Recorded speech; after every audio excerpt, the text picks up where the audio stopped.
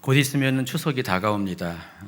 여러분, 과거보다 우리에게도 명절은 그다지 많은 의미 부여가 안 되는 것 같아요. 저희도 그냥 하루만 잠깐 저희 어머니랑 같이 예배 드리고 식사하고 오후에는 다시 돌아옵니다. 빨리 가라 그러시네요. 주무신다고.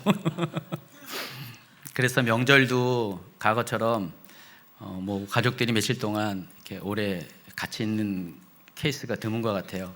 예전에 최 목사님 부모님 계실 때는 거긴 경상도 분이라서 한번 모이면 3일 동안을 가족들이 안 떠나는데 저희는 인천이라서 좀 짜서 잠깐 하고 끝나는 것 같아요. 그러다 보니까 명절이 예전 같지가 않습니다. 그래도 명절은 명절입니다. 추석도 중요하고 또 설날도 상당히 중요합니다. 여러분도 가족들이 모이면 오랫동안 같이 지내는 가정도 많이 있습니다. 각 민족마다 다 명절은 있습니다. 특히 이제 가을절기에 추수의 계절에 명절로 지키는 민족들이 상당히 많이 있습니다. 자, 이스라엘은 어떨까요? 마찬가지입니다. 이스라엘 사람들도 유대인들도 가을절기에 명절로 지키고 있습니다. 근데 우리는 추석 하나잖아요. 근데 이스라엘은 이 가을에 모두 3개의 명절이 찾아옵니다. 3번의 명절이 찾아오는데 당장 내일부터 나팔절이 찾아옵니다. 9월 22일부터 나팔절이 찾아오는데 원래 성경에서는 하루만 나팔절인데 지금은 이제 나팔절을 이틀을 지켜요.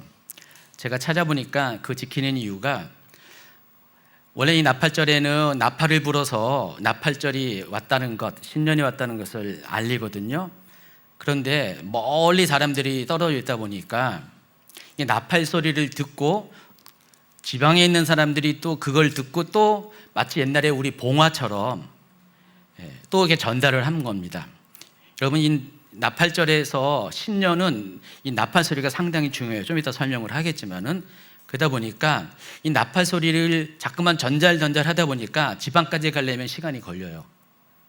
원래 율법에서는 나팔절은 그냥 딱 하루인데 적용점을 찾다 보니까 나팔이 불려지고 전달되는 시간까지 따져보니까 이틀이 걸리는 겁니다. 그래서 오늘날 이스라엘은 나팔절을 이틀을 지킵니다. 현대인들은 좋죠. 이틀이 명절이니까 상당히 좋은데 이제 그와 같이 내일 저녁부터 이제 나팔절이 시작돼요. 그리고 나팔절부터 10일 후에는요 대속죄일이 찾아옵니다. 그리고 그 10일 기간 동안에 경외의 날이라고 성경에 나와 있지 않지만은 경외의 날이라는 이스라엘 사람들이 지키는 또 다른 기간이 있고요. 그리고 대속죄일로부터 5일 뒤에 마지막 절기가 찾아오는데 10월 6일부터 올해는 10월 6일부터 8일 동안 초막절이 찾아옵니다. 초막절은 8일 동안 지킵니다. 그래서 올해 이 초막절은요 우리나라의 추석과 날짜가 겹쳐요. 10월 6일이 우리 추석이죠. 이스라엘도 10월 6일 저녁부터 초막절이 시작됩니다. 가끔씩 초막절이 겹치기도 하고 수련절과 또 크리스마스가 겹칠 때가 가끔씩은 있습니다. 이처럼 짧게는 15일부터 길게는 20일 동안 연속적으로 3개의 절기가 이어집니다. 나팔절, 대속죄일, 초막절이 이어지는데 이 3개의 절기들을 총칭해서 가을절이라고 부릅니다.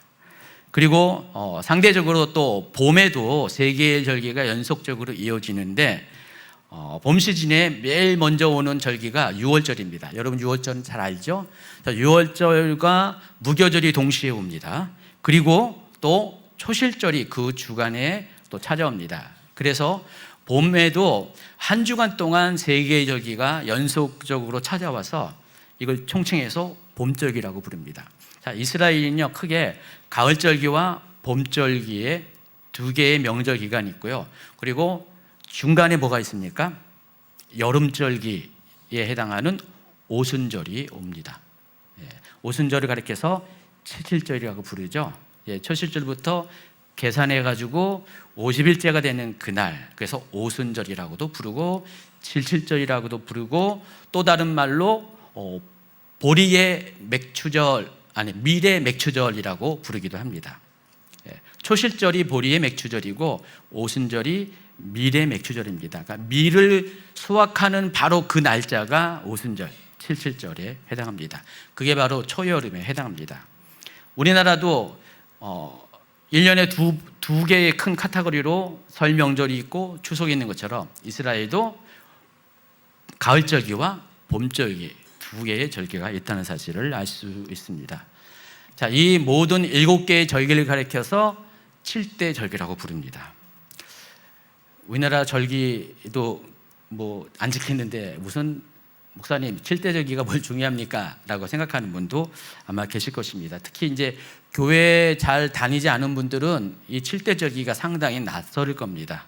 그럼에도 불구하고 여러분이 이 성경에 나와 있는 7대 절기에 대해서 알아갈 필요가 있습니다. 자, 우리가 지키는 이 명절은 누구를 위한 겁니까? 아니요, 우리가 지키는 명절, 추석, 명절, 뭐 설 명절은 누구를 위한 겁니까? 사람을 위한 명절이잖아요. 가족 간에 하나가 되고 친지들이 오랜만에 만나서 또 교제를 나누는 것들, 또 그날은 마음껏 먹고 쉬고 즐기는 시간이 있잖아요. 어떤 분들은 요즘 같으면은 해외여행도 많이 가고요. 명절은 철저히 사람을 위한 거죠. 그런데 성경에서 말하는 명절은 그와 다릅니다. 기본적으로 사람을 위한 명절이기도 해요. 그러나 이 성경에서 말하는 그 명절은요, 그 주인공이 사람이 아니라 하나님이에요. 하나님이 명절의 주인공이라는 것입니다. 그래서 이 7대 절기를 가리켜서 성경은 뭐라고 얘기하냐면은 여호와의 절기들이라는 표현을 합니다. 이 명칭에서 알 수 있는 바와 같이 이스라엘에서 지키는 모든 절기의 주인공은 누구라고요? 하나님이세요. 우리가 지키는 절기는 주인은 사람이지만은 성경에 나오는 모든 절기의 주인은 하나님이라는 사실을 아시기 바랍니다. 자, 레위기 23장을 보면은 하나님께서는 소위 7대 절기로 알려진 유월절, 무교절, 초실절, 그리고 여름에 찾아오는 오순절, 그리고 가을에 찾아오는 나팔절, 대속제일, 그리고 마지막 초막절을 하나님이 직접 차례로 지정해 주십니다. 언제부터 언제까지는 유월절을 이렇게 지켜라. 언제부터 언제까지는 초막절이니까 이렇게 지켜라 라고 하면서 직접적으로 모든 절기들에 관한 규례들을 지정해 주십니다. 그렇기 때문에 여호와의 절기들이라고 부르는 것입니다. 자, 레위기 23장 1절, 2절, 그리고 3절 건너뛰어서 4절까지 계속 연속적으로 읽도록 하겠습니다. 여호와께서 모세에게 말씀하여 이르시되 이스라엘 자손에게 말하여 이르라. 이것이 나의 절기들이니 너희가 성회로 공포할 여호와의 절기들이니라. 이것이 너희가 그 정한 때 성회로 공포할 여호와의 절기들이니라. 자, 이 세 개의 구절을 통해서 이스라엘 사람들이 지키는 여호와의 절기들이 과연 어떤 의미가 있는지를 차례차례 먼저 살펴보도록 하겠습니다. 말씀드린 것처럼 여호와의 절기들의 주인은 사람이 아니라 하나님이라는 것, 이게 첫 번째 의미입니다. 그래서 하나님께서는 성경 말씀에 이 절기들을 가리켜서 이것은 나의 절기들, 여호와의 절기들이라고 언급을 하신 것입니다. 그래서 사람들은요, 이스라엘 백성들은 이 여호와의 절기들을 통해서 무엇을 배우냐? 하나님께 나아가는 것을 배우고요, 또 하나님 앞에 머무는 것을 배우게 됩니다. 그 결과 하나님과 특별한 교제를 나누는 시간을 갖습니다. 우리 민족에 있는 이 절기를 통해서 우리가 가족과 더 끈끈해지고 또 친지들을 만나보는 것처럼 더 친밀한 관계로 나아가는 것처럼 이스라엘 백성들도요, 하나님과 친밀해지는 두 가지의 통로가 있어요. 자, 그것을 기록한 것이 레위기인데, 그래서 레위기의 전반부에는요, 예배에 관한, 제사에 관한 이야기가 쭉 나와 있어요. 그러니까 제사를 통해서 제사를 드리러 하나님 앞에 나올 때 하나님과의 만남이 이루어지는 것이죠. 그리고 레위기의 후반부에 보면은요, 절기들에 대한 얘기가 쭉 소개되고 있습니다. 그래서 절기들을 통해서 또 하나님을 우리가 규칙적으로 정해진 기간에 만나게 됩니다. 여러분, 하나님과 친해지려면은 제일 좋은 방법은 뭐예요? 예배죠. 하나님과 만날 수 있는 그 만남의 장소가 예배인데, 그래서 일상적으로 우리가 드리는 안식일 예배, 또 이스라엘은 또 월상 예배가 있죠. 매달마다 매월 1일에 드리는 예배, 이와 같은 그런 일상적인 예배가 있고요. 그리고 각 시즌마다 찾아오는 이 절기 예배를 통해서 하나님과 만나는 과정을 겪습니다. 그것을 통해서 이스라엘 백성들은 하나님과 더 친밀한 관계로 나오게 된다는 것입니다. 그러니까 절기 동안 뭐 합니까? 좀 이따 설명했지만은 절기의 가장 중요한 것 중에 하나가 성회로 모이는 거거든요. 거의 대부분의 절기들은 성회로 모일 것을 직접적으로 명령하고 있습니다. 7대 절기 중에서 5개의 절기들이 성회로 모이라는 것을 직접적으로 명령하고요. 그리고 나머지 2개의 절기도 그렇게 표현은 안 했지만 대부분 그렇게 모이게 되어 있거든요. 그래서 7대 절기마다 하나님 앞에 예배 드리는 것들이 그들이 하는 주요 일입니다. 그리고 그 예배를 위해서 만날 때 사람들이 그동안 못 보던 사람들이 얼굴을 맞이하는 그것이 여호와의 절기들의 특징입니다. 그래서 이스라엘 백성들은 그 여호와의 절기 동안에 거룩한 성회로 모이게 되는 것입니다. 그래서 계속해서 강조하는 것이 홀리 어셈블리, 성회를 계속 이야기합니다. 성회가 어떤 걸까요? 성회는 거룩한 집회라는 뜻이에요. 그러니까 여러분 지금 우리가 이렇게 모이고 있잖아요. 이게 성회예요. 이게 성회. 그런데 이 절기들은 조금 더 특별한 성회라는 의미를 갖고 있습니다. 그래서 우리가 이 절기를 통해서 계속해서 하나님 앞에 모이면서 하나님을 예배하면서 하나님을 기억하고 하나님의 은혜 안에 머무는 시간을 갖습니다. 그리고 세 번째가 이 절기의 그 의미는, 특징은 하나님이 정해놓으신 특별한 약속의 날이라는 의미를 갖고 있어요. 그래서 이 여호와의 절기들이라고 할 때 이 절기들이라는 단어 안에는요, 바로 그 정해진 때라는 의미를 갖고 있어요. 그래서 모아딤이라는 그 단어를 사용하는데, 이 모아딤이라는 단어는요, 바로 그 정한 때를 가리켜요. 그러니까 하나님께서 때를 정해놓고요, 어떤 날짜를 정해놓고 이때 이런 식으로 모여라 라고 이렇게 말씀한 게 절기들이에요. 그게 바로 정해진 때라는 뜻입니다. 그래서 이 정해진 때는요, 사람이 정한 것이 아니라 하나님이 직접 정하신 것이에요. 하나님이 직접 자신의 시간표 안에서 이날은 이렇게 지켜라, 이날은 무슨 날이니까 이렇게 지켜라 라고 말씀하십니다. 여러분 성경에 보면은요, 이스라엘 절기 중에서 하나님이 직접 지정하지 않는 절기들이 또 있어요. 제가 지금 설명하는 것은 모두 7개의 절기라고 했죠. 7대 절기라고 그랬죠. 이 절기들은 율법으로 지키라고 명령한 거예요. 그러니까 율법을 통해서 반드시 지킬 것을 명령해요. 하나님 지킬 것을 명령합니다. 근데 이게 봄에서부터 가을까지에 있어요.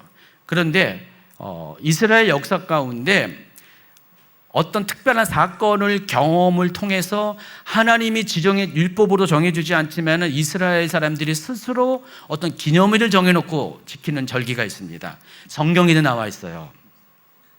첫 번째로 에스더서에 나와 있죠. 뭘까요? 부림절입니다.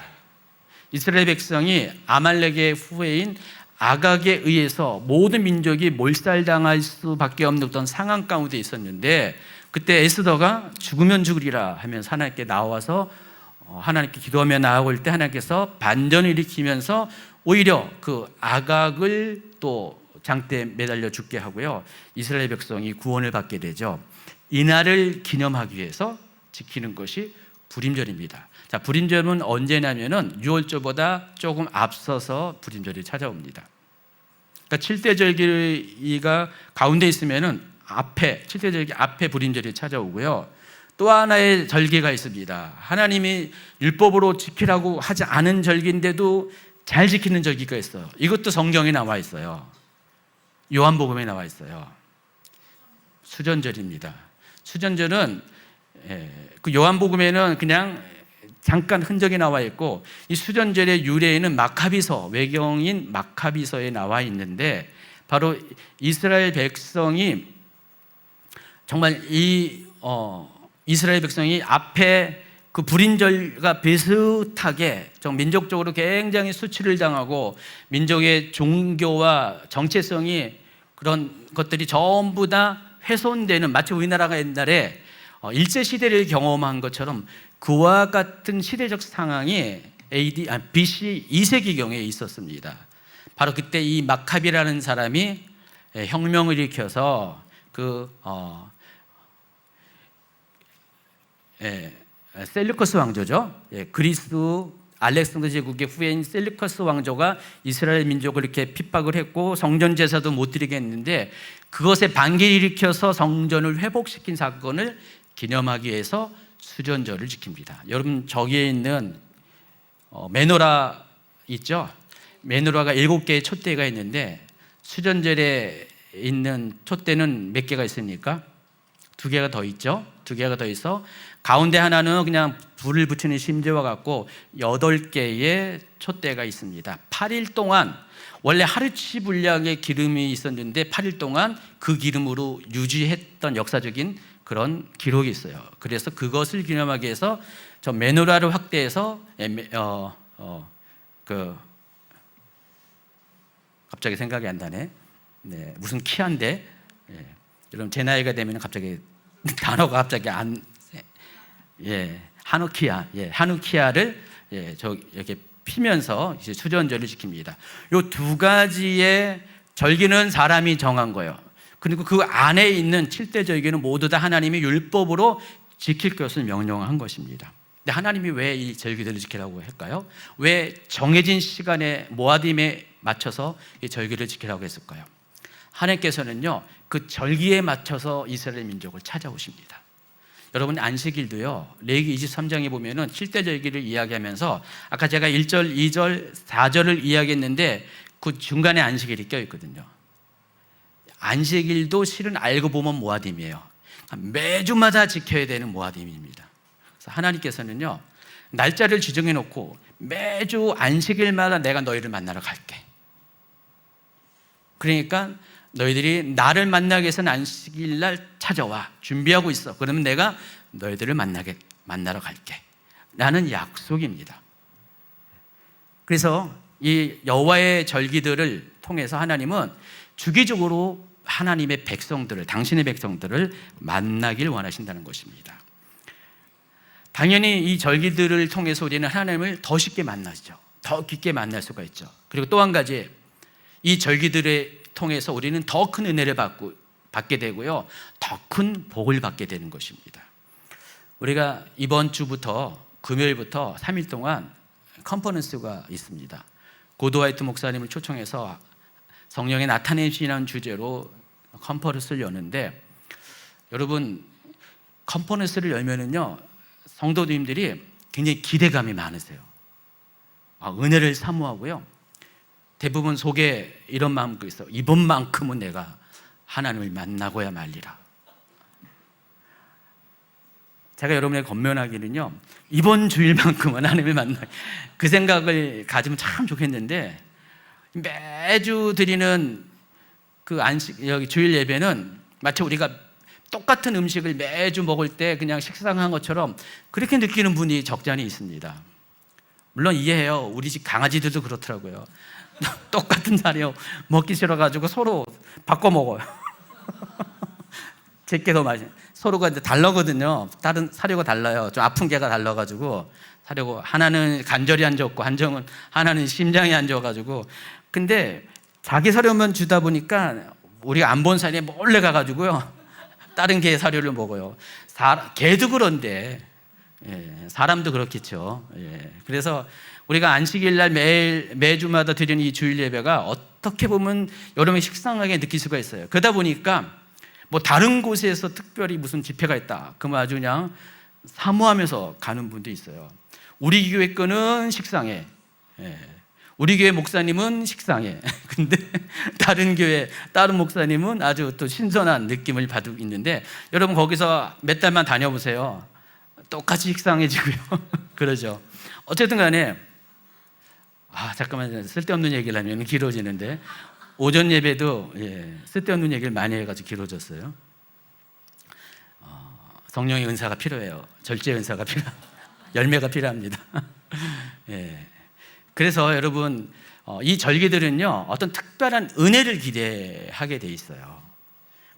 왜냐하면 하나님께서 아예 딱 약속했기 때문에 내가 이 시간에 너희들에게 은혜를 주기 위해서 너희를 특별히 만나기 위해 찾아올 것이다. 어디 가지 마, 꼼짝 마.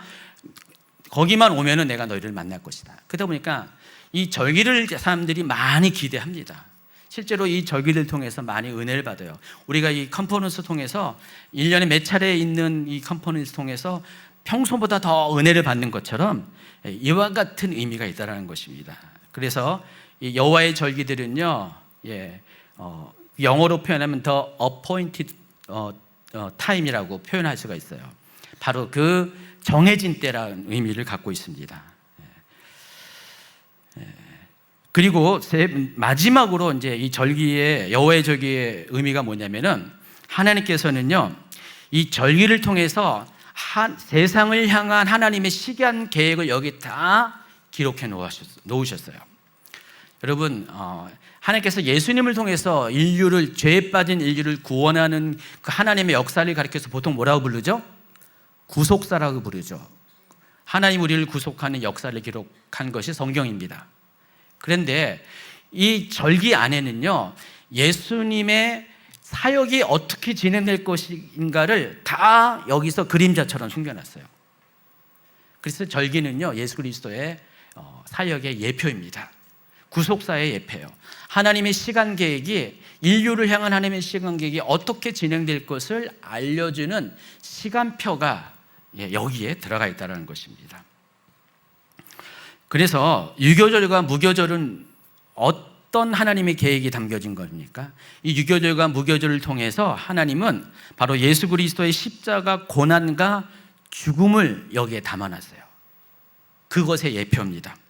초실절은요 예수님의 부활을 예표하는 것입니다. 여러분 초실절에 대해서 잘 모르는 분도 있는데 초실절은요 그 무교절 기간 중에요 안식일 바로 다음 날 안식일 다음 날 새벽에 그때가 이제 보리를 추수하는 때거든요. 이 보리가 추수되기 전에 가장 좋은 보리단 하나를 미리 예약해놨다가 이 새벽에 사람들이 가가지고요 그 보리단을 가장 튼튼하고 잘 익은 보리단을 베가지고 이걸 가지고 흔들면서 사람들이 하나님 앞에 갑니다. 그 제사장한테 가가지고요 이걸 하나님 앞에 막 흔들어서 하나님 올해 첫 수확 보리 수확을 주셔서 감사합니다라고 흔들어서 드리는 요제라고 그러죠. 이 요제를 드리는 것이 초실절에 굉장히 중요한 행사입니다.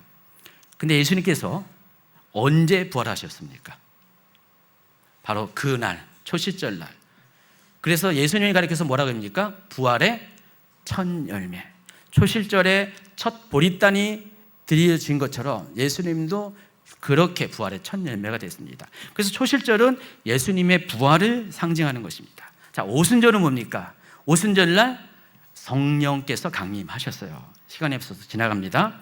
그리고 이 나팔절은 예수님의 오늘 나팔절에 다뤄드리는데 예수님의 재림에 상징하는 이야기입니다. 그리고 지나서 속죄를 거쳐서 초막절은 천년왕국을 상징하는 예표입니다.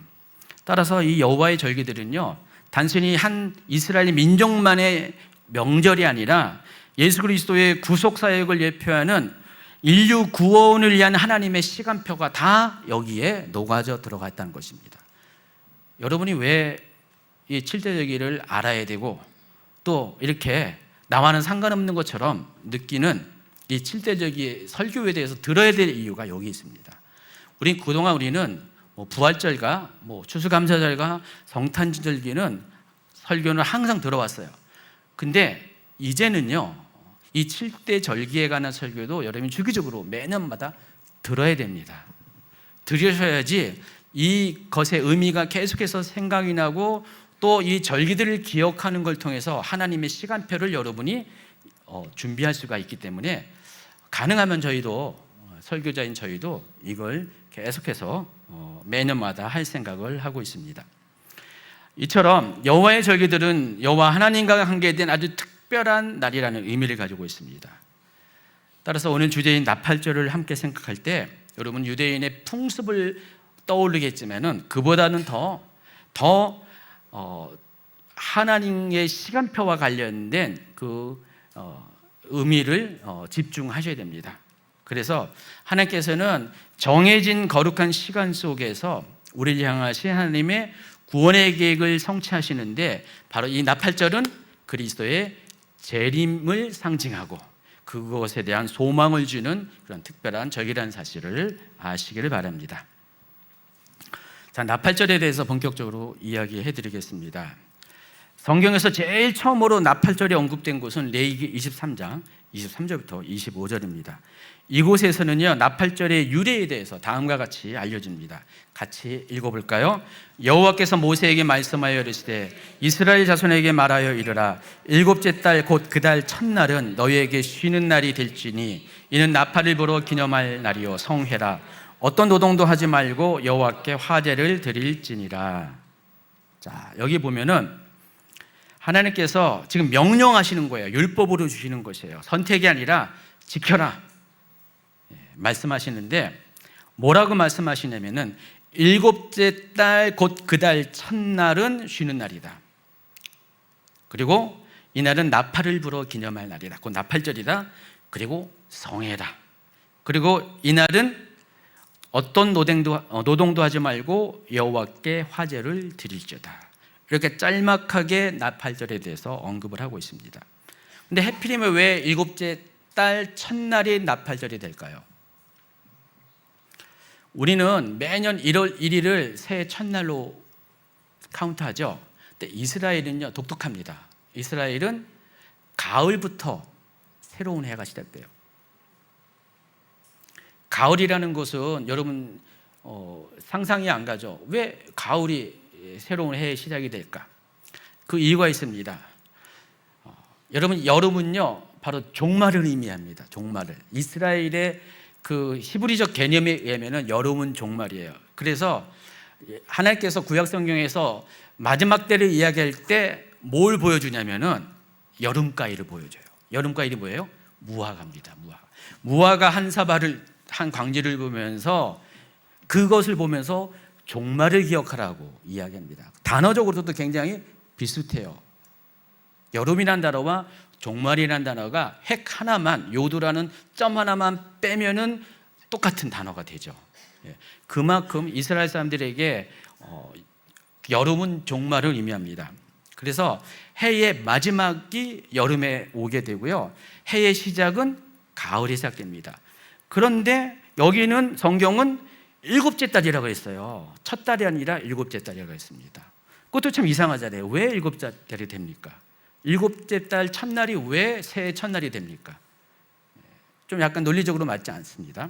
자, 그런데 여긴 여러분 또 아셔야 될 게 이스라엘은 두 개의 달력을 사용합니다.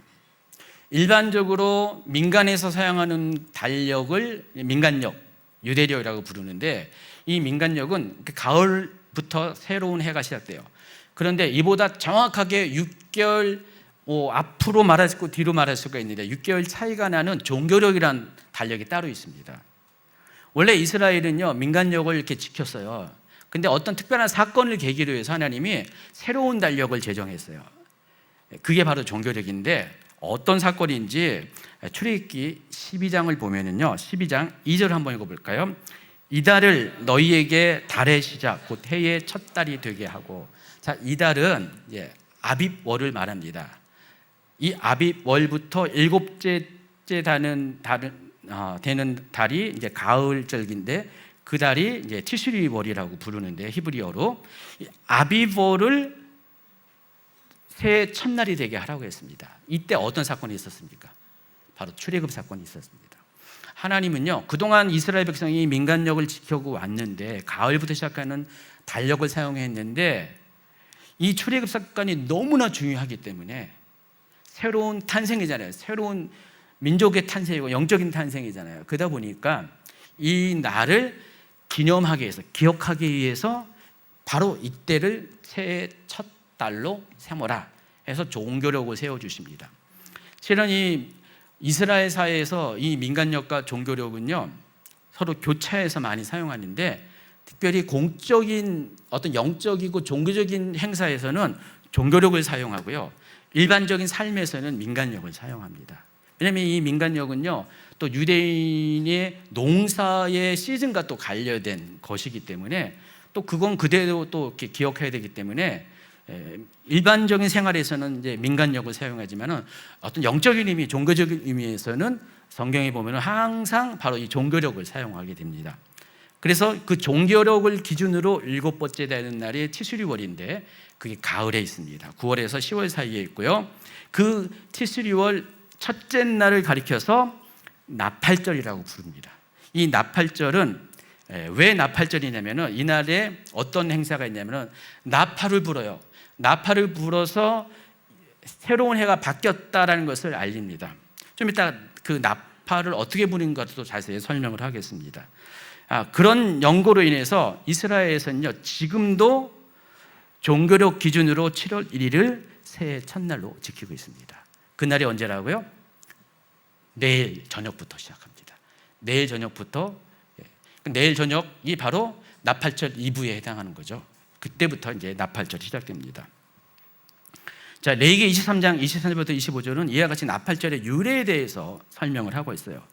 자, 나팔절이 두 번째로 언급된 것이 민수기 29장 1절부터 6절입니다. 자, 민수기 29장 1절을 한번 읽어볼까요? 일곱째 달에 이르러는 그달 초하루에 성회로 모이고 아무 노동도 하지 말라. 이는 너희가 나팔을 불 날이니라. 자, 이 내용을 보면은 아까 읽은 레위기 23장의 내용과 같은 이야기를 하고 있죠. 자, 그런데 레위기 23장 25절에 보면은요, 어떤 노동도 하지 말고 뒤에 뭐라고 했냐면은 여호와께 화제를 드리시니라. 아주 간단하게 그날에 어떤 제사를 드릴 것을 간단하게 언급했어요. 그리고 나서 구체적으로 이야기하지 않습니다. 자, 그런데 민수기 29장에 보면은 1절에는 일반적인 나팔절 유래에 대해서 이야기하고 2절부터 6절을 한번 읽어볼까요? 너희는 숫송아지 한 마리와 순양 한 마리와 1년 되고 흠없는 순양 7마리를 여호와께 향기로운 번제로 드릴 것이며 그 소재료는 고운 가루에 기름을 섞어서 쓰되 숫송아지에는 10분의 3이요 순양에게는 10분의 2요 어린 양 7마리에는 어린 양 한 마리마다 10분의 1을 드릴 것이며 또 너희를 속죄하기 위하여 순년소 한 마리로 속죄제를 드리되 그달의 번제와 그 소제와 상번제와 그 소제와 그 전제 외에 그 규례를 따라 향기로운 냄새로 화제를 여호와께 드릴 것이니라. 복잡해요. 뭔 말인지를 계속 무슨 제 그런 분들은 내년 1월 때부터 시작하는 레위기를 강해를 기억하시고 기다리시고 들으시면은 제가 여러분에게 확실하게 잘 그때 차근차근 설명해 줄 겁니다. 하지만 제가 들어도요 헷갈리고요 뭔 말하는지를 모를 거예요. 그러니까 이건 굉장히 좀 이렇게 꼼꼼하게 챙겨야지 이게 무슨 말인지가 이해가 되거든요. 근데 레위기에서는 이 말을 안 했어요. 근데 민수기에서는 이 말을 했습니다. 레위기에서는 그냥 화제로 드리라고 했는데 민수기에는 다 이렇게 얘기하고 맨 끝에 화제를 여호와께 드릴 것이니라. 그거만 공통적으로 같은 말을 합니다. 근데 왜 이렇게 레위기와 민수기의 내용이 다를까요? 같은 성경인데, 같은 하나님인데 왜 이렇게 민수기에는 레위기에 없는 이야기들이 많이 나와 있을까요? 그 이유가 있습니다. 세대가 달라서 그래요. 레위기는요 출애굽 1세대에게 주어진 명령이었어요. 근데 민수기 29장은요 출애굽 2세대에게 주어진 명령입니다. 여러분 이스라엘은요 총 40년 동안 광야에서 방랑의 기간을 걸었는데 그 기간 중에 맨 처음에 출애굽했던 사람들은 다 죽죠. 20세 이상으로 카운트해서 20세 이상 된 사람들은 다 죽고요. 20세 이하의 사람들만 살아남고요. 그 이후에 태어난 사람들만 가나안 땅에 들어가요.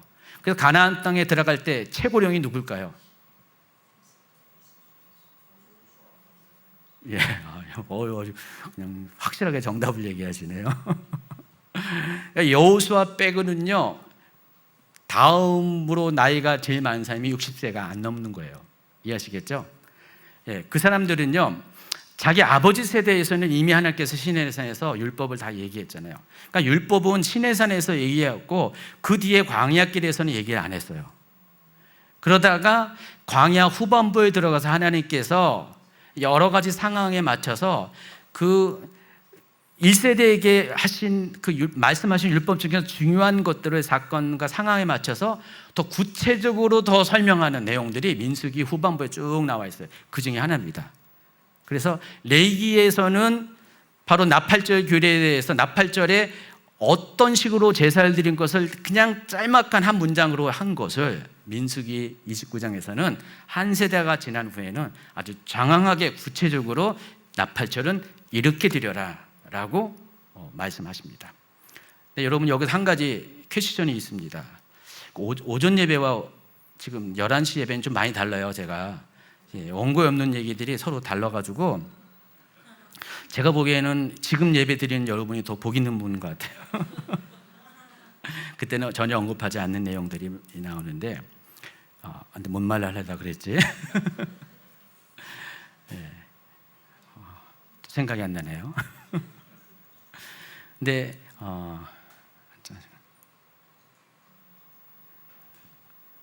진짜 생각이 안 나네. 뭐 중요한 말을 하려고 그랬는데, 예. 어쨌든 또 생각나면 또 다시 얘기할게요. 이와 같이 민수기와 레위기에서도 이 나팔절을 설명하는 내용의 차이가 있는 것은 바로 그 세대의 차이가 있기 때문에 그렇다는 것을 아시기 바랍니다. 한 세대가 지난 후에 기록이라는 것입니다. 그래서 나팔절 때 행하는 이 구체적인 이 제사법이 레위기에는 없지만은 민수기에는 이 말 하려고 하다 보니까 생각나네요. 근데 왜 민수기에 이르러서 이 얘기, 구체적인 제사법에 대해서 이야기하는지 아세요? 다른 게 아니라 이 여호와의 절기들은요 언제 지키게 되냐면은 가나안 땅에 들어갔을 때 지키게 되는 거였어요. 이해하시겠어요? 그러니까 아직 안 지키고 있잖아요.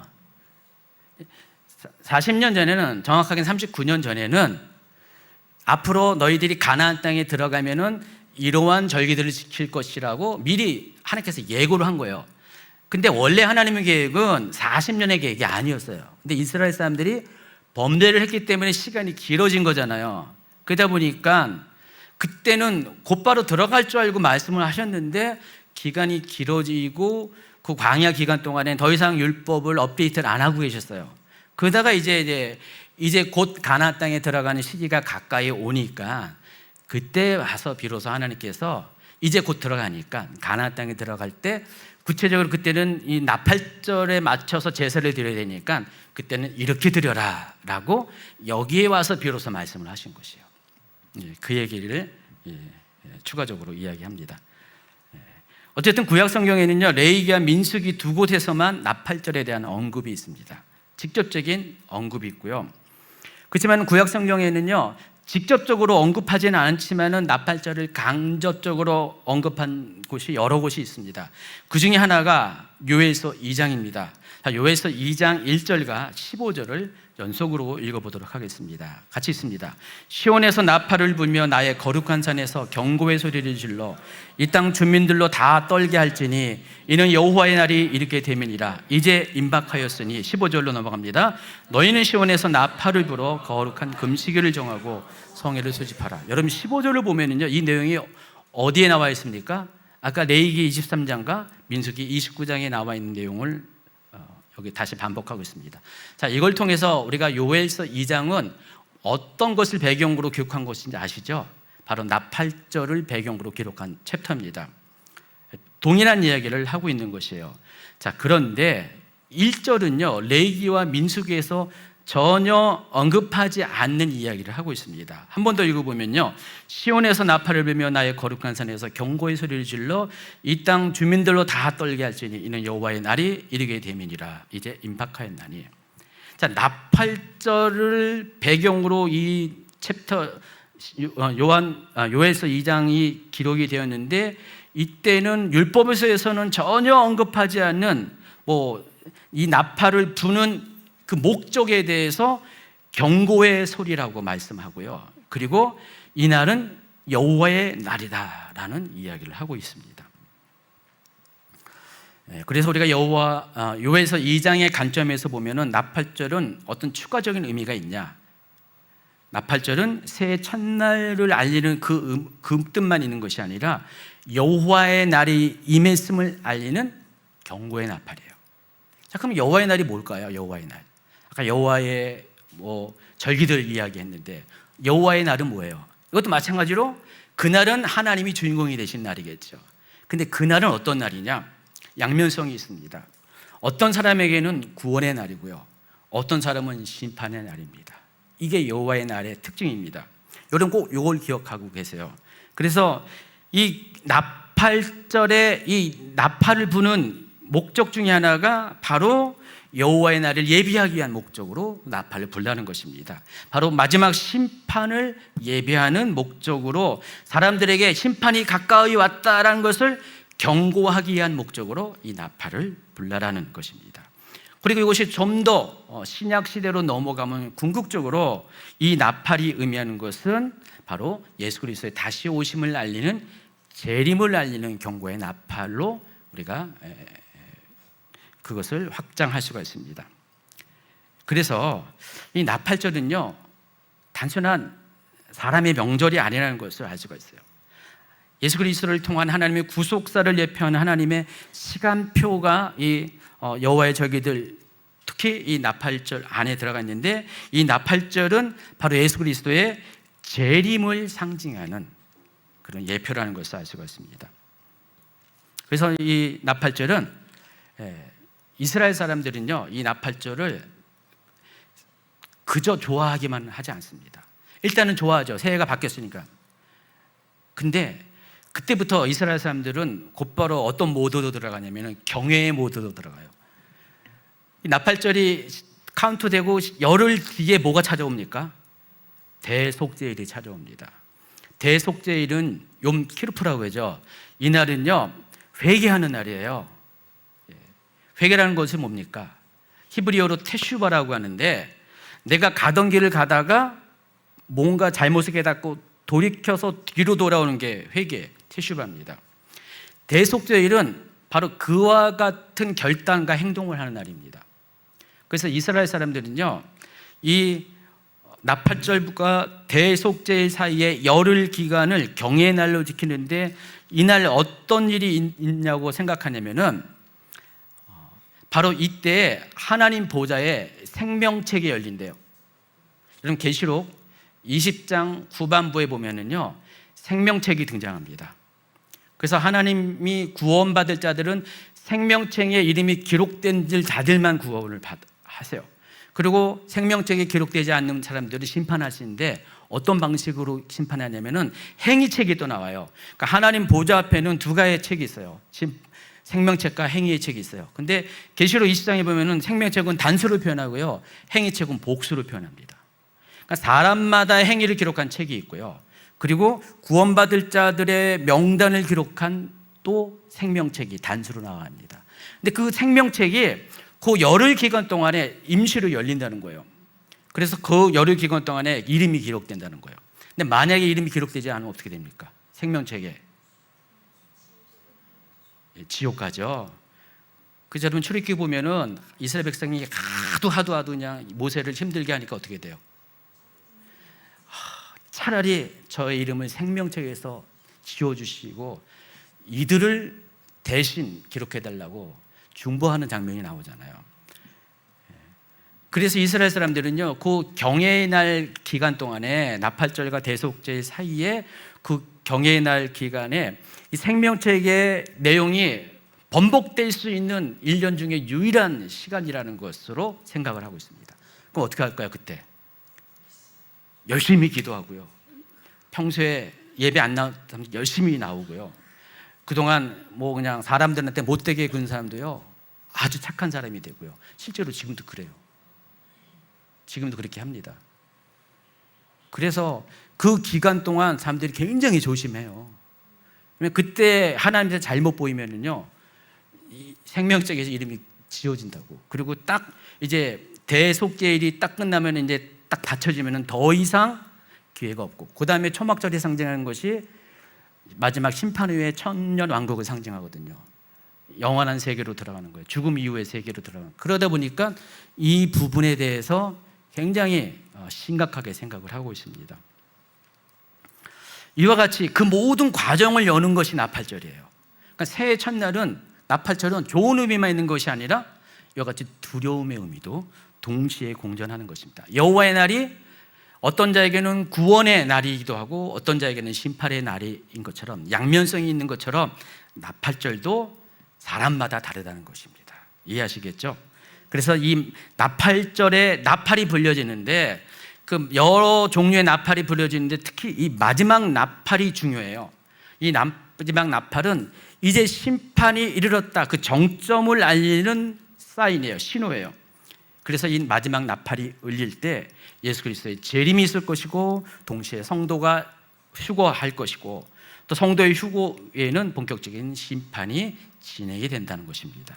이게 하나님의 시간표에 있는 하나님의 계획입니다. 이 지점에서 잠깐 보충할 것이 있는데, 아까 오늘 본문으로 읽어드린 열왕기, 잠깐만요. 어려워요? 너무 어려워요? 너무 쉬워요? 네, 이해하시겠죠? 오늘 보니까 이렇게 익숙하지 못한 분이 있는데, 제가 오늘 해피되면 주제를, 어려운 주제를 잡아가지고 할 수 없어요. 나팔절이기 때문에 어쩔 수 없이 그랬는데, 잘 이렇게 이해해 주시기 바랍니다. 알고 보면 재밌어요, 이거요. 자, 열왕기상 1장 39절 아까 읽어드린 내용인데, 이 열왕기 1장 39절은요 뭘 배경으로 한 거냐면은 솔로몬이 왕으로 즉위하는 장면을 배경으로 기록된 겁니다. 이때 즉위식에서 나팔이 울립니다. 근데 어떤 나팔이냐면은 우리가 알고 있는 트럼펫, 그게 아니라 양각 나팔입니다. 히브리어로 쇼파르라고 부르는데, 자, 양각 나팔이 어떻게 생긴 건지 아시나요? 아마 몰라요. 양각 나팔 좀 보여주세요.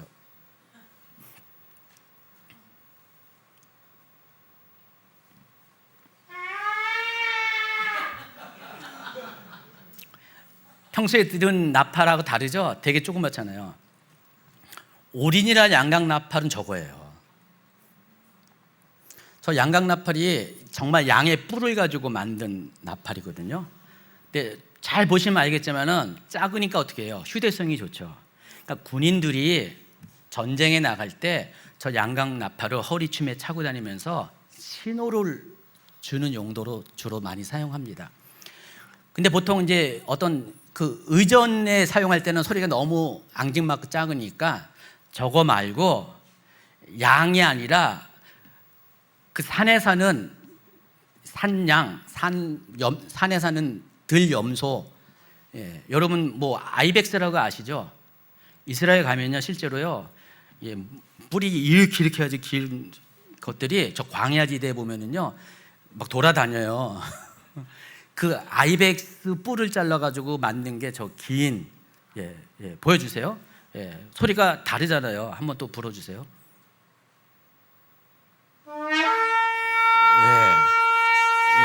됐습니다. 아까 그 앙증맞은 양각하고 아이벡스 뿔은 확실히 다르죠. 그래서 저 쇼파르를 불렀다라는 것입니다. 작은 건지 큰 건지는 저는 잘 모르겠어요. 근데 보통 두 가지 다 쇼파르라고 부릅니다. 보통 구약 성경에서 쇼파르는 몇 가지 중요한 상황 가운데 불려져요. 첫 번째가 하나님의 임재가 임할 때 나팔을 붑니다. 이 시초가 출애굽기 19장에 나오는데, 출애굽기 19장에 보면은 시내산에서 하나님이 임재하시죠. 이때 사람이 분 건 아니지만 하늘에서 나팔 소리가 들려지죠. 그 나팔 소리가 바로 저 나팔 소리라는 것입니다. 그걸 모티브로 해서, 시작으로 해서 하나님의 임재를 기다리거나 임재가 정말 임해질 때 나팔을 불려요. 우리가 찬양할 때도 어느 순간에 갑자기 찬양하다가 막 나팔을 부는 경우가 있죠. 저도 평소에 나팔을 안 불다가 어느 중요한 포인트에 되면 저도 나팔을 붑니다. 그때가 바로 그와 같은 특별한 임재가 느껴질 때 저도 나팔을 부는 거예요. 그래서 제가 부는 나팔이 이제 소리가 들리면은요, 여러분 어떻게 생각하셔야 돼요? 지금 찬양 시간에 더 특별한 은혜가 있기 때문에 목사님이 그렇게 부는 거구나라고 생각을 하신 게 좋습니다. 그리고 전쟁의 신호로서 나팔을 붑니다. 여호수아 6장의 배경으로 여리고성에서 이스라엘 백성들이 여리고성을 돌 때 나팔을 불었죠. 마지막 날. 그리고 민수기 10장으로 가면은요, 회중들을 소집할 때 나팔을 붑니다. 뭐 이 쇼파로만 부르는 게 아니라 은나팔도 같이 부릅니다. 하초로라는 것을 같이 부르는데, 이 나팔을 통해서 나팔을 어떻게 부냐에 따라서 모여라, 흩어져라, 이동해라, 멈춰라, 이것이 결정이 됩니다. 그 민수기 10장에 보면 그것이 다 규칙이 나와 있어요. 그리고 중요한 것이 오늘 열왕기상 1장 39절에 왕의 즉위식 때 이 나팔을 붑니다. 그래서 이 왕의 즉위식 때 이 나팔을 부는 것은 어떤 의미냐면은 이제 새로운 왕이 탄생했다, 탄생할 거다, 그리고 탄생했다라는 것을 백성들에게 알리는, 공포하는 의미로서 이 나팔을 붑니다. 그래서 나팔은 총 4가지 패턴으로 부릅니다. 제가 오늘 그래서 배영순 집사님을 오전에도 초빙했고요, 예배 때도 초빙했습니다. 이스라엘에서 이 쇼파를 불 때 4가지 방식으로 부는데, 첫 번째가 테키아입니다. 이 테키아는 길고 곧게 힘차게 부는 소리를 가리킵니다.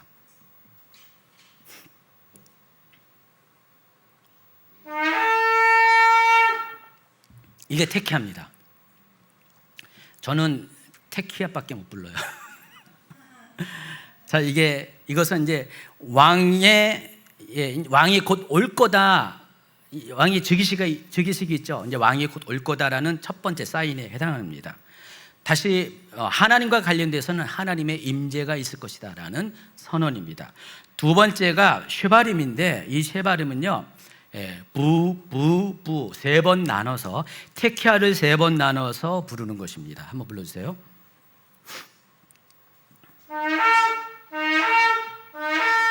이게 뭐라고요? 쉐바림. 쉐바림은요, 발음 잘 해야 됩니다. 쉐바림, 이것은 어떤 이제 회개하라, 이제 하나님의 궁유를 구해라라는 그런 사인입니다.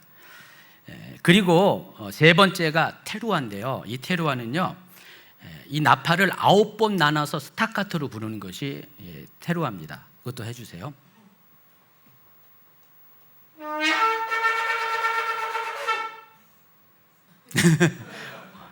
저는 도저히 저거 못하겠어요. 실은 연습을 안 해서 못하는 건데, 3번씩 잘라서 9번을 동시에 이렇게 부르면, 스타카토로 부르는 게 테루아입니다. 이 테루아는 어떤 의미냐면은 경고의 의미예요. 보시면 알겠지만은 좀 약간 좀 급한 느낌이 들잖아요. 그래서 이제 심판이 임했다, 그걸 알리는 경고의 나팔입니다. 그리고 마지막으로 부르는 것이 맨 처음에 불렀던 테키아를 길게 부르는 것, 테키아 그돌라라고 표현하는데, 테키아 그돌라 한번 불러주시기 바랍니다.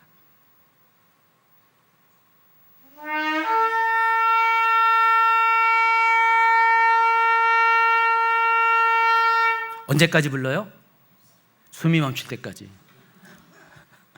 저도 예배 중에 테키아 그돌라를 자주 하거든요. 그래서 제가 보건데 저는 한 20초까지는 부를 수 있는 것 같아요. 근데 쉽지가 않습니다. 이 테키아 그돌라는 이렇게 마지막 딱 한 번 부르는 거예요. 길게 부르는 겁니다. 한 호흡으로 길게 끝까지, 호흡이 멈출 때까지 부르는 게 테키아 그돌라입니다. 그래서 이 테키아 그돌라는 절정, 마침표를 알리고요, 그리고 왕의 즉위식과 관련해서 왕의 도착을 알리는 최종적인 선언입니다. 그리고 이것은 마지막 나팔을 의미합니다. 그래서 일반적으로 이스라엘에서는요, 희년에 이 나팔을 붑니다. 그리고 또 나팔절에 나팔을 붑니다. 자, 희년은 50년마다 한 번 오는 것이 희년이죠. 그리고 나팔절은 매년마다 오는 거죠. 자, 어떤 식으로 부를까요? 이걸 세트로 붑니다. 첫 번째는요, 테키아를 불러요. 제가 할 때 바로바로 해주시기 바랍니다. 테키아를 부릅니다.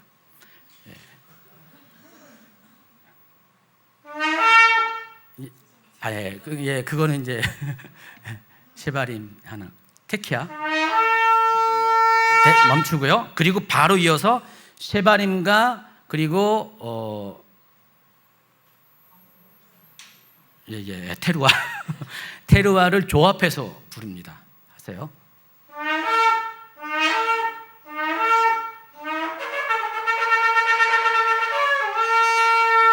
이거를 반복적으로 부르는 거예요. 그리고 또 마지막으로 또 테키아로 한번 불러요. 예, 됐습니다. 이거 하나의 세트예요.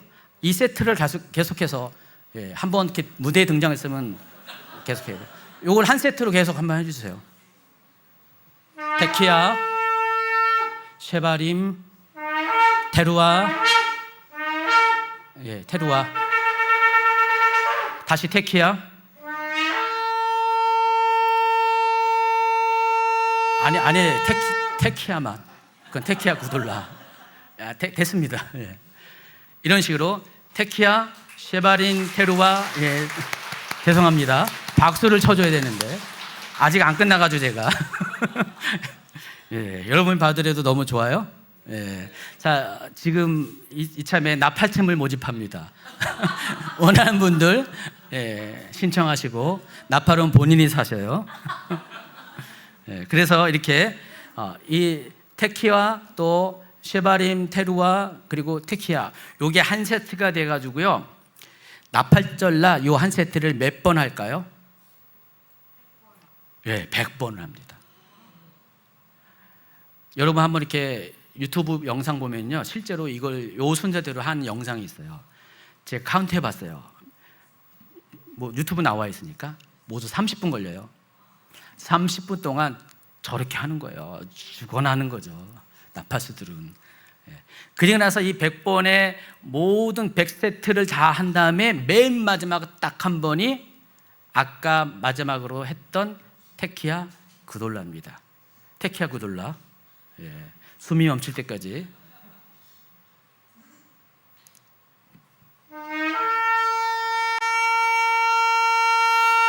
박수 나올 때까지 계속 부를 거야 아마.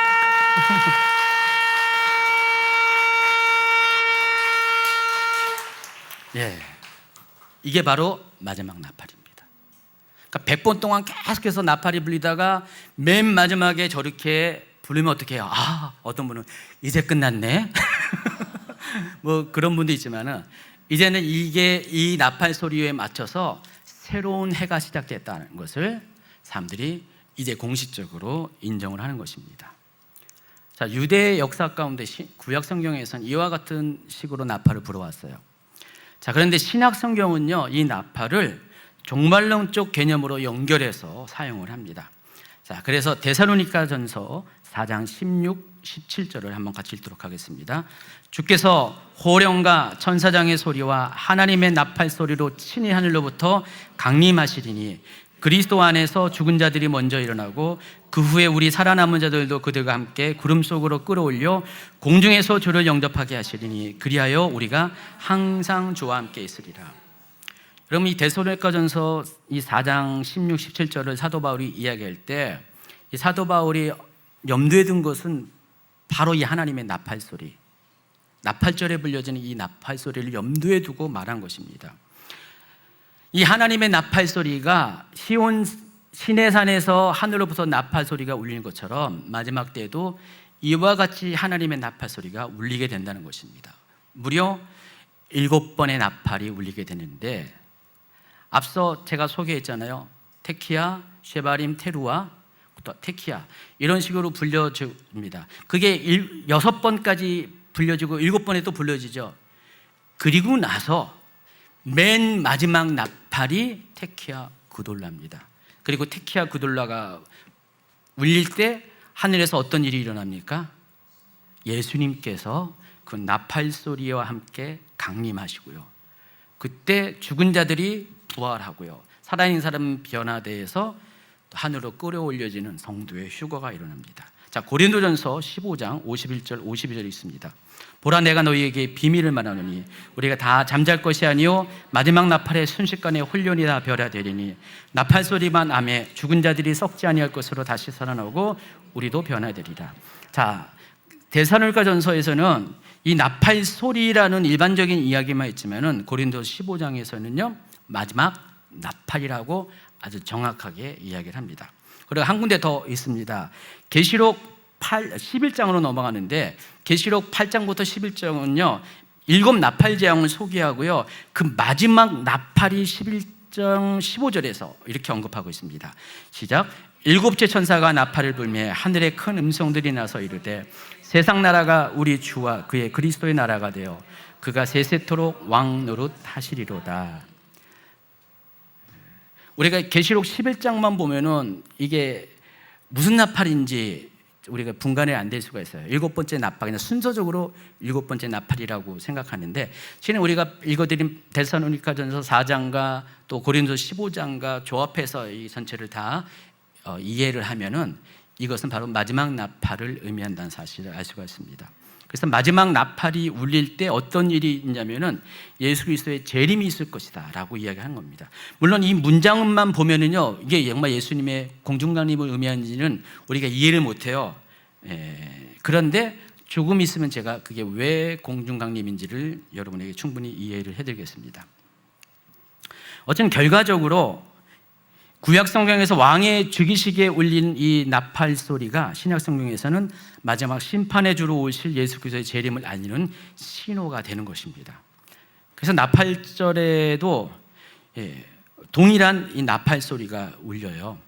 오늘날 이 나팔 소리가 울리는데, 나팔 소리는 아까 마지막 이 나팔 테키아 구돌라가 불려질 때 사람들은 뭘 생각하냐면은 이제 한 해가 끝났다, 한 해의 완성을 생각하고, 한쪽 머리는 뭐예요?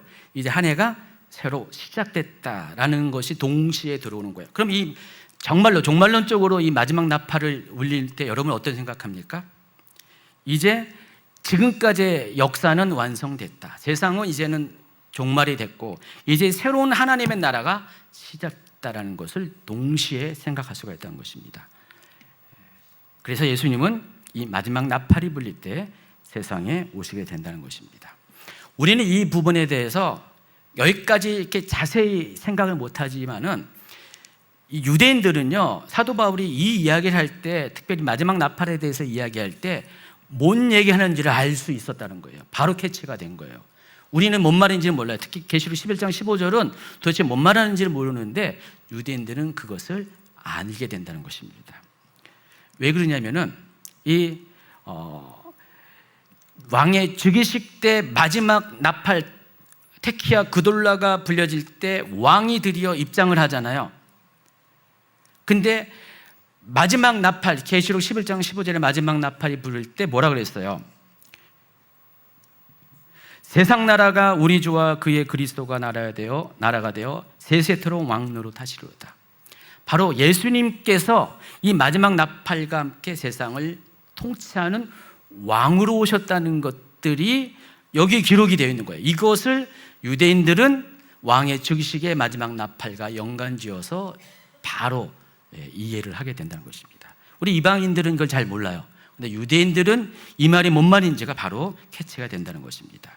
자, 오늘 설교의 본문을 잠시 살펴보고 마치겠습니다. 죄송합니다. 항상 여러분 설교 다 끝난 줄 알았는데 이제 본문을 얘기하겠습니다.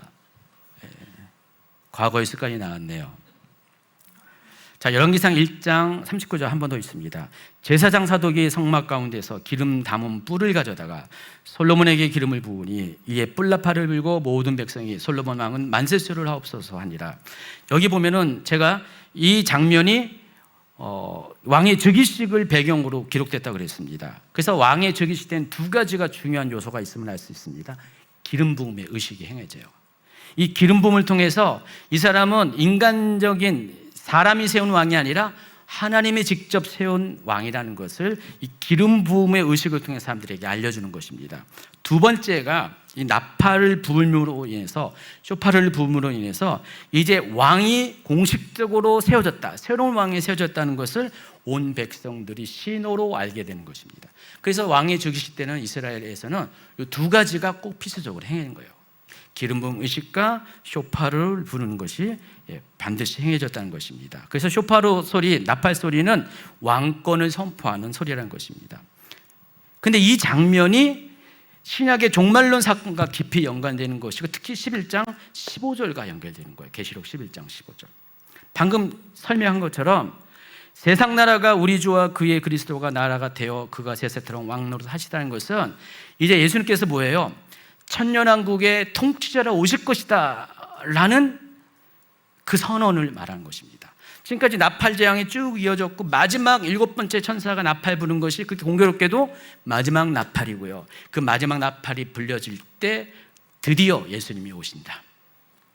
정확하게는 예수님의 공중강림을 말하는 것입니다. 그러니까 솔로몬의 즉위식에서 나팔이 울릴 때 왕이 오는 것을 알려준 것처럼 신약에서는요, 마지막 하나님의 나팔, 7나팔 재앙에서 마지막 나팔이 울릴 때 예수 그리스도께서 다시 오심을, 왕권을 가지고 심판의 주로 오시는 것을 알리는 사인이 된다는 것입니다. 이처럼 계시록 11장 15절은 구약시대의 왕의 즉위식을 모티브로 예수님께서 다시 재림하실 때에는 세상을 심판하시는 왕권을 가지고 오심을 선포하는 그런 절입니다. 근데 진짜로 오늘 본문 얘기를 하면은, 근데 이 두 사건은요, 아주 또 중요한 하나의 접점, 포인트가, 교차점이 있습니다. 중요한 공통점이 있습니다. 여러분, 열왕기상 1장에 보면은요, 전체를 읽어보면 어떤 사건이 일어나면은 갑자기 솔로몬이 준비하자고 했다가 갑자기 왕의 즉위식을 펼쳐집니다. 정식으로 성대하게 한 몇십일 동안 차근차근 왕의 즉위식을 준비해서 왕으로 준비한 게 아니라 갑자기 왕이 돼버려요. 근데 그 계기가 있어요. 솔로몬의 형 중에 아도니아가 있는데 그때 당시 이제 다윗이 이제 거의 아파가지고 죽으려고 하는 그런 상황에서, 누워있는 상황에서 왕이 누워있어 보니까 이제 권력이 흔들리고 있었어요. 왕권이 흔들리니까 그 왕을 여지껏 따랐던 수하 중에서, 특히 제사장 중에, 대제사장 중에서도 또 이 사람이 있고 저 사람이 있는데, 제사장 중에서 그 사람이 서로 편을 나눠가지고요, 그쪽에서 한 편에서 누굴 추대했냐면은 아도니아를 추대합니다. 솔로몬은 동생이에요. 그러다 보니까 왕이 누워있는 틈을 차서 그 사람들이 직접 아도니아를 왕으로 옹립을 합니다. 그래서 그들이 이제 축제를 벌이고 있는 막 그런 상황이에요. 이제 왕이 되었어요. 자기들끼리 왕을 세워가지고 왕이 되었어요. 다윗의 뜻과는 상관없이, 하나님의 뜻과는 상관없이 이 소식이 들려졌습니다. 그러니까 다윗이 어떻게 됩니까? 급하게 사독 제사장에게 명령해서 이제 솔로몬을 데리고 가서 기름을 부어서 나팔을 불어서 왕이 되었음을 선포하라 라는 그런 명령을 하고요, 그것이 곧바로 시행이 됩니다. 비록 왕이 대관식은 철저히 준비되지 않았어도 실은 이 모든 것들은 하나님과 다윗의 계획 가운데 오랫동안 있었던 것이 급하지만 마침내 왕의 즉위식으로 열매가 맺어진다는 것입니다. 자, 그런데 마찬가지예요. 예수 그리스도의 재림 역시도 비슷한 패턴으로 우리에게 경험되어집니다. 예수님은요, 우리가 알 수 없는 날에, 정확한 그날과 그 시는 모르잖아요. 그날에 갑작스럽게 임하게 될 것입니다.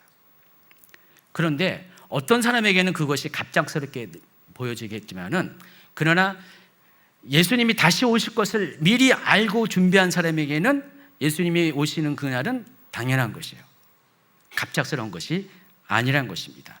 이미 성경 곳곳에 하나님의 시간표가 예고가 되어 있어요. 하나님은 이와 같은 때에 예수 그리스도를 다시 세상에 오게 할 것이다. 예수 그리스도의 재림에 대한 징조와 사인들을 다 설명하고 있어요. 하나님의 시간표의 계획에 대해서 다 이미 설명을 하고 있습니다.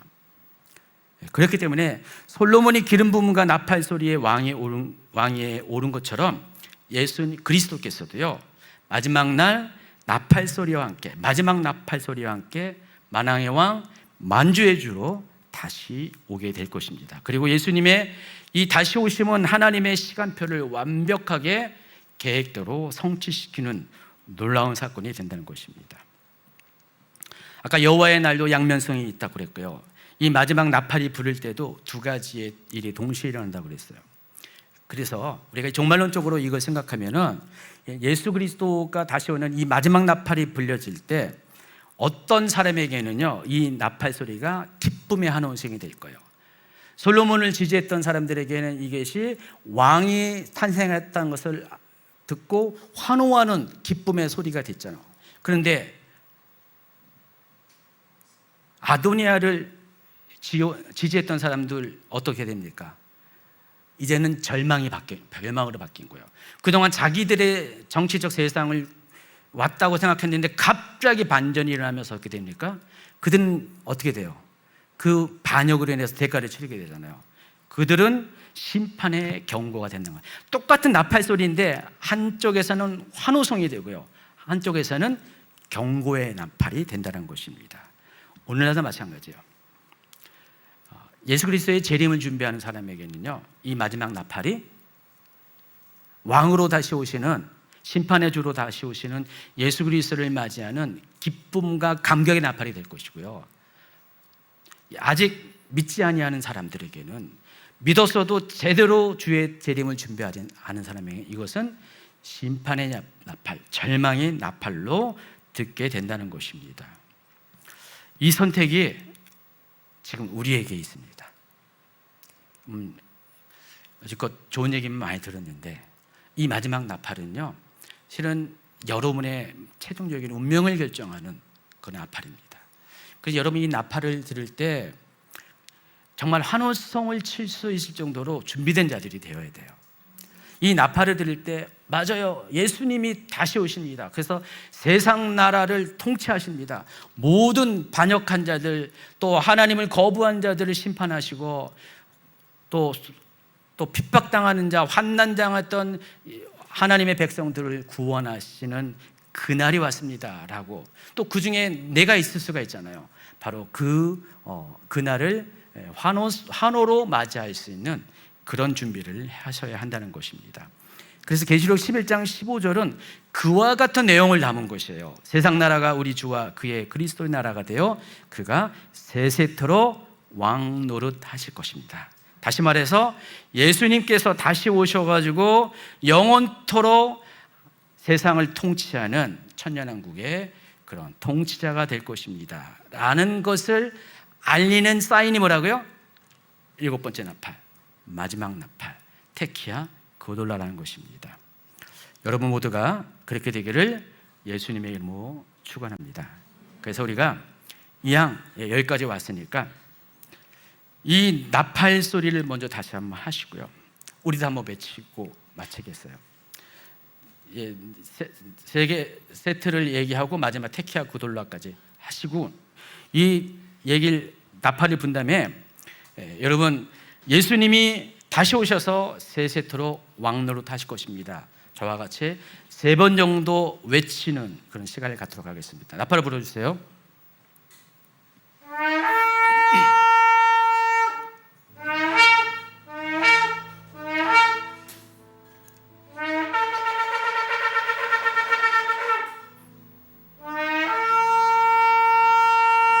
같이 외칠까요? 예수님이 다시 오셔서 세세토록 왕노릇 하실 것입니다. 예수님이 다시 오셔서 세세토록 왕노릇 하실 것입니다. 예수님이 다시 오셔서 세세토록 왕노릇 하실 것입니다. 아멘. 여러분 모두가 그날에 이와 같이 환호성을 치면서 예수 그리스도를 맞이하는 여러분 되기를 다시 한번 예수님을 축원합니다. 우리 주여 한번 부르고 통성으로 기도하며 나아갑니다. 주여 할 때 마라나타 주 예수여 오시옵소서, 우리가 기도하면서 주님의 다시 오심을 우리가 주님께 또 요청하는 그런 기도를 하는 시간 갖도록 하겠습니다. 같이 주여 외치겠습니다. 주여